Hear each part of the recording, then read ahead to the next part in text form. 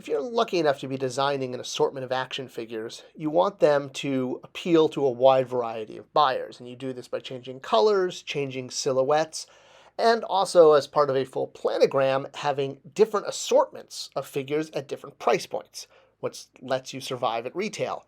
And with any new toy line, you're most likely going to design the same character in multiple scales and styles. Basic figures, deluxe figures, super deformed figures, collector figures.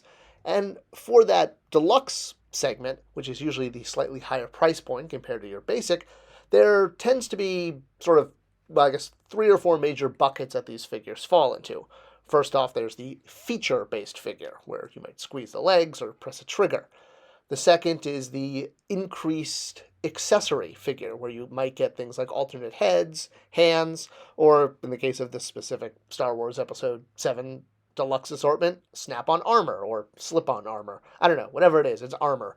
Either way, it makes the figure worth a slightly higher price point, and by having a higher price point, you secure more space on the planogram. Now, by far, my favorite type of deluxe figure is the figure that includes kind of a large, oversized accessory. And from my time bouncing around in the toy industry, there's actually things you can do to make this accessory way more appealable. Appealable? Yeah, have more appeal. Have more appeal. Well, what I'm trying to talk about is the idea of making an action figure fly.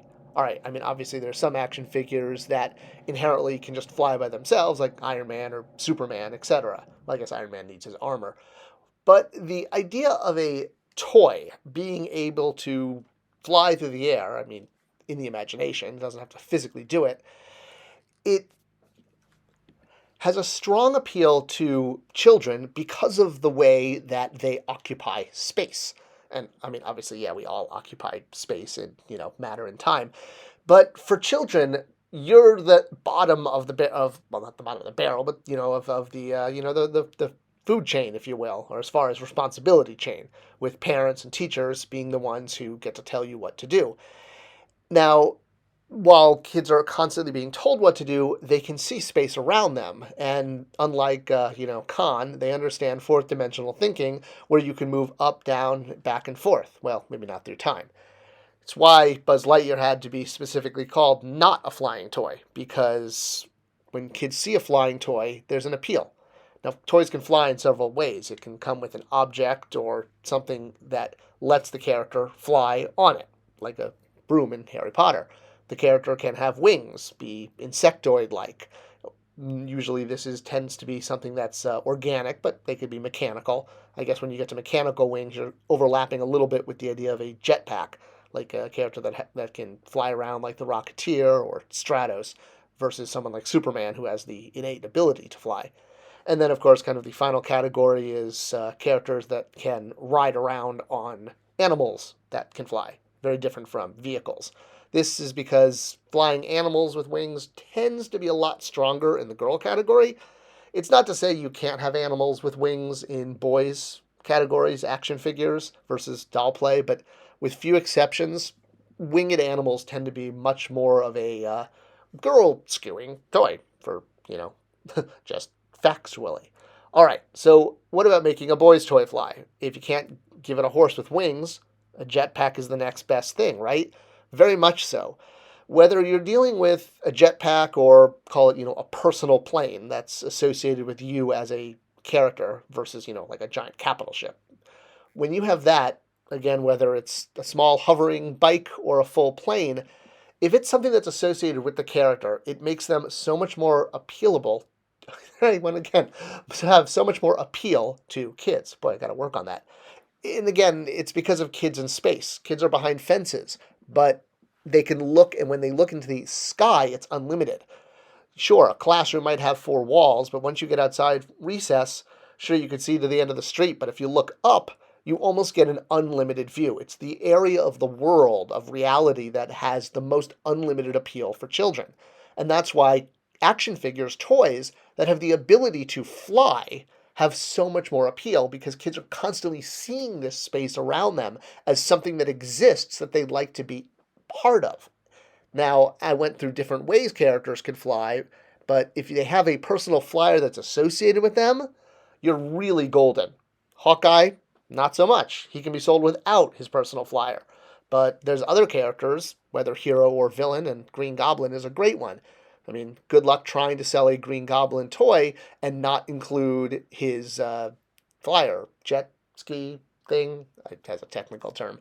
But yes, it's so much part of the character and how they work in content that you really can't have certain figures without their the glider. That's what it's called. It's the Goblin Glider. Duh. I've only read like 10,000 Spider-Man comic books.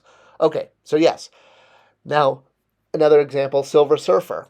Could Silver Surfer be sold without his board? I know I'm kind of picking on Marvel here, but it works as an example. I can't honestly come up with an example of a Silver Surfer action figure that doesn't come with his board, even as a basic figure, even if it's not a deluxe execution. It just becomes the accessory, that you're required to have. And apparently,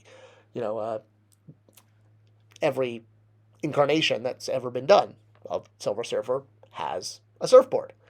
Now, if the character doesn't have the advantage of this, sometimes you have to make up that surfboard. And perfect example, Luke Skywalker's Desert Skiff in the Power of the Force 2 deluxe line.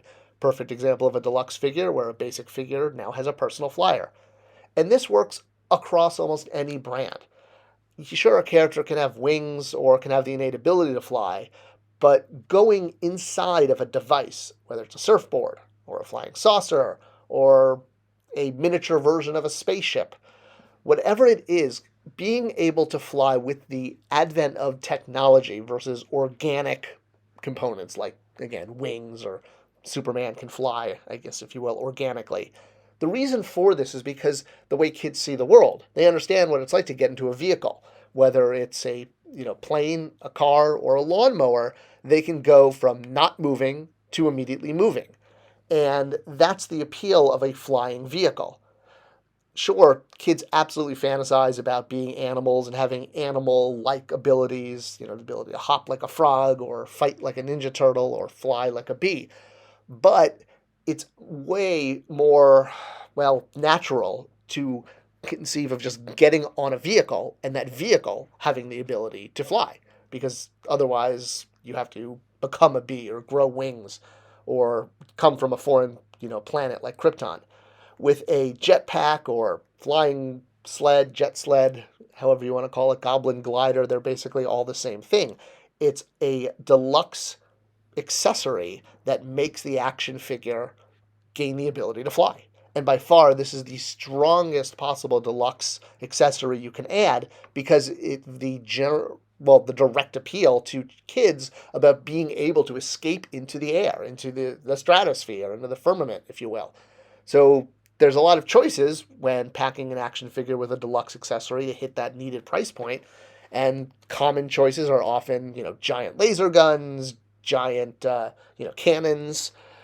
But if, ground vehicles, things that like, whether it's like a mini motorcycle, if you will, I wouldn't really consider this a flying object because you're only, like a foot above the ground. If you can choose, though, instead to actually provide figures with a device that's, no question about it, gives them the ability to fly, well, you're printing your own toy money at that point because it just opens up the figure to so much more play. And when you're open to more play, you're open to more sales. It doesn't get more complicated than that. And if there's one thing kids dream of, it's rocketing off into the sky because they stare at it every day. It's right there calling to them. I hope you enjoyed this video today, and if you did, please do share it with others. It's the best way to support this channel. And if you're looking at making deluxe figures, definitely look at making ways for them to fly. It's the only way to be sure.